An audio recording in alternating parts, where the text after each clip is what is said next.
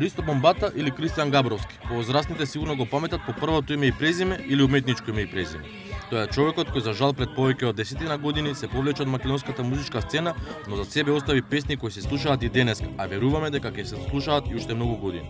Комшике убава, дојди ти, Сузана, пак, ајде пушти срце ти, се песни кои за секогаш ќе останат запишани во историјата на македонската поп музика. Но ајде да видиме од прва рака како настанале овие безвременски хитови. Кристијан, како настана Комшике убава? Многу давна, значи има колку има 25 години скоро. Скоро, па 25 во ноември.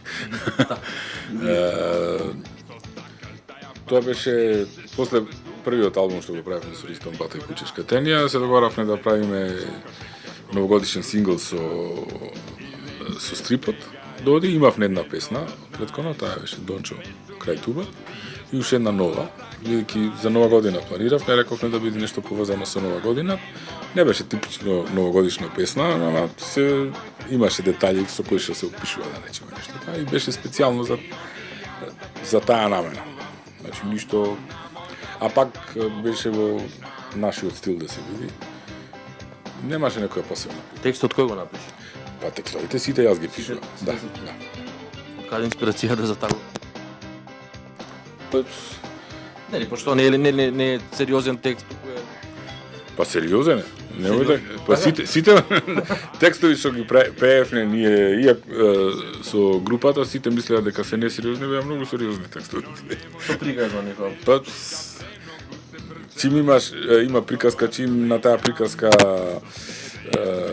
луѓето најдуваат нешто и се лепат, значи е сериозен текст. Јас така барем гледам на работите. И инспирација во секојдневни муабети со меѓу нас, некој ќе кажеше нешто, за било која песна општо важеше тој период што ги правевме тие песни и така излегуваа песни. Некојаш мене нешто ќе ми текнеше, некој друг и така.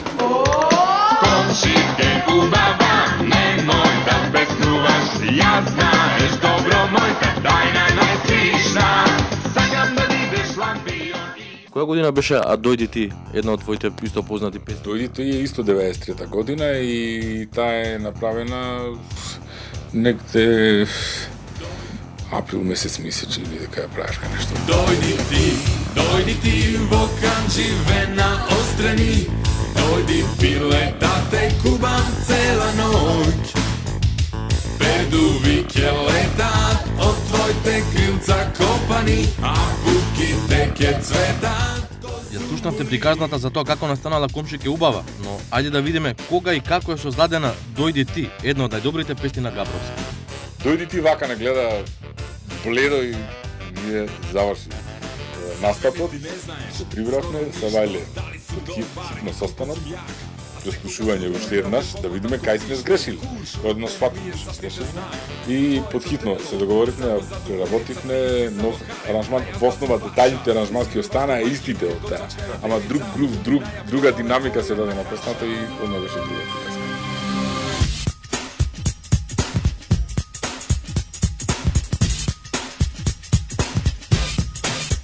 Моја омилена песна според која ја испеа ти, Чувај ми, како настана таа песна? Чувај ми е после периодот, после Христо Бомбата, таа е 97 година и настапив прв пат на фестивал, јас до тоа не помислив дека ќе пеам на фестивали. Уствари не сум пеел многу, 2 пати сум пеел на Макс, со Чувај, уствари не, 3 пати, извини. Со Чувај ми пак и следната година, 2001 беше тоа последно. Па не, нема ништо посебно не ме натера, едноставно така ми дојде, ја направив таа песна и реков, чекај, никогаш не сум пеел така нешто, ајде да пробам. И таа песна на самиот фестивал не помина никако, како многу песни што на фестивалот не поминале добро, а после станале хитови и публиката одлично прифатила. Таа беше една од тие песни на фестивалот. Ништо после тоа јас спот, песната беше многу вртена и ден денес ја слушам. Чувај ми, место во твоите сни и барем на сон тебе да те крадам. Чувај ми, дел од твоите сни или ја да пакнеш и јас на сон да ти дадам. Чувај ми ти Кажи ми, кога реши да се повлечеш онака од музичката естрада, да се посвети само на компонирањето, на создавањето песни за други? Зошто не продолжи ти да... После чувај ми јас одлучив да се повлечам, значи негде сега ќе ти кажам. Значи после кога пеев 97 на Маквес со песната таа се чувај ми, па имаше на турнеја што настапувавме луѓе на, значи пеачи и групи што настапуваа на Маквес тој фестивал. Цајо организираше низ Македонија по дискотеки и одевме се од као Маквес нешто таму.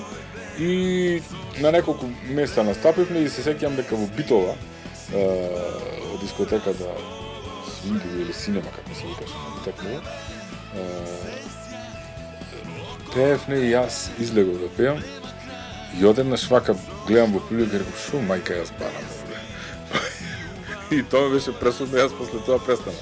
Јас снимив после тоа, уште 3-4 песни и пеев на Маквес два пати, ама генерално престанав да настапувам.